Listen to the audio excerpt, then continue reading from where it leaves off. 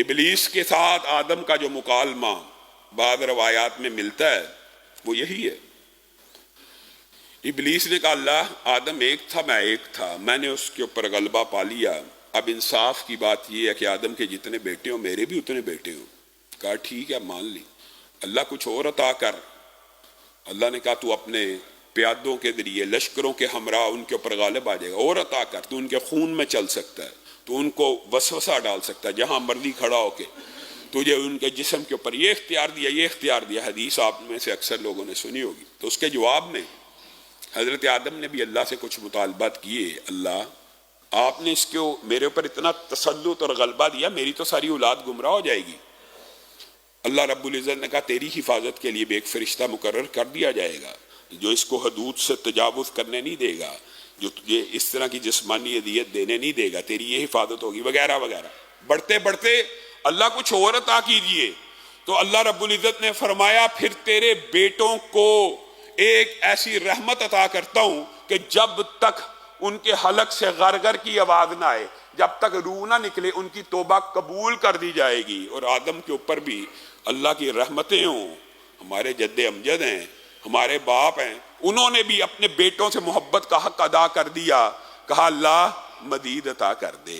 اب اس بات کے بعد کیا بات رہ جاتی ہے؟ تو اس وقت بھی قرآن پاک کی اس آیت کو اللہ رب العزت نے آدم کو پڑھ کے سنا دیا، قل یا عبادی الذین اسرفوا علی انفسہم لا تقنطوا من رحمت اللہ، لا تقنطوا من رحمت اللہ۔ بدبخت ہیں وہ لوگ جو لوگوں کو اللہ کی رحمتوں سے نا امیدی کا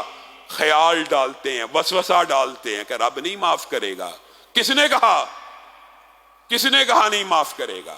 یہ کسی شیطان کا،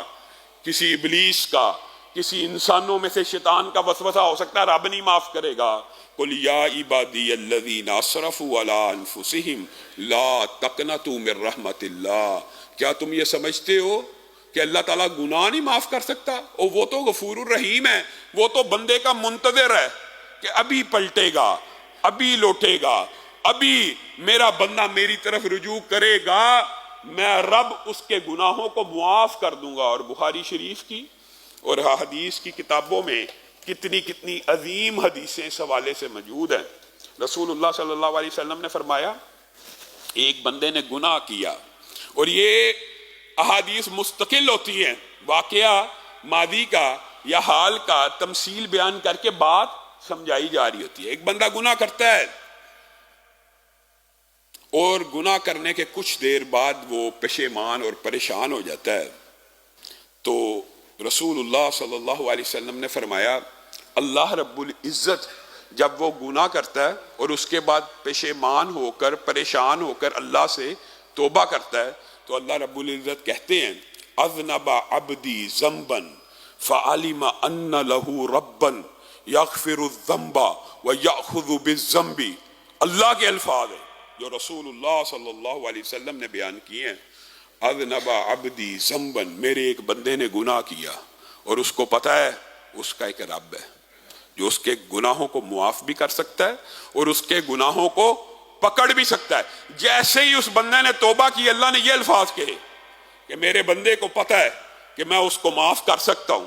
اور میں اس کے گناہ کے اوپر سزا دے سکتا ہوں، لیکن میں رب ہوں، بنایا میں نے ہے، تخلیق میری ہے، میں نے اسے معاف کیا۔ پھر وہ بندہ گناہ کرتا ہے، پھر وہی بندہ گناہ کرتا ہے، اور پھر تھوڑی دیر کے بعد اللہ کی بارگاہ میں آ کے کہتا ہے اللہ پہلے بھی ہو گیا تھا، پھر ہو گیا، مجھے پھر معاف کر دے۔ پھر اللہ کہتا ہے اذنب عبدی ذنبا فعلم ان له ربا یغفر الذنب ویأخذ بالذنب، میرے بندے کو پتا ہے اس کا ایک رب ہے۔ اللہ کتنے خوشی سے یہ الفاظ کہہ رہا ہے، گناہ کے اوپر اور شرمندہ ہونے کے اوپر کہہ رہا ہے میرے بندے کو پتا ہے اس کا ایک رب ہے جو گناہوں کو معاف کر سکتا ہے، اسی لیے تو آیا ہے، اس کو پتا ہے اس کا رب معاف کر سکتا ہے، اور آیا اس لیے اس کو پتا ہے اگر معافی نہ مانگی تو گناہ پہ پکڑ لے گا۔ جا اے بندے میں نے تجھے معاف کیا، حدیث کے الفاظ ہیں تیسری مرتبہ پھر وہ بندہ گناہ کر بیٹھتا ہے، پھر اللہ کی بارگاہ میں آ جاتا ہے، پھر اللہ تعالیٰ یہ الفاظ دوبارہ دہراتے ہیں کہ اذنب عبدی ذنبا فعلم ان له ربا یغفر الذنب ویأخذ بالذنب، لیکن ساتھ میں ایک جملہ اور کہتے ہیں اعمل ما شئت اعمل ما شئت اعمل ما شئت انی قد غفرت لک. جا تو بار بار میری بارگاہ میں آ کے توبہ کرتا ہے، اس کا مطلب ہے تیرا ایمان میرے اوپر ہے، اس کا مطلب ہے تیرا یقین ہے کہ تیرا ایک رب ہے جو تیرے گناہوں کو معاف کرے گا، تیرے گناہوں پہ تجھے پکڑ لے گا. اے میرے بندے، تیسری مرتبہ میری بارگاہ میں گناہ کر کے آیا ہے اور توبہ کر رہا ہے، جا آج کے بعد جو مرضی عمل کرتا رہ، تیرے رب نے تجھے قیامت کے دن تک معاف کر دیا ہے.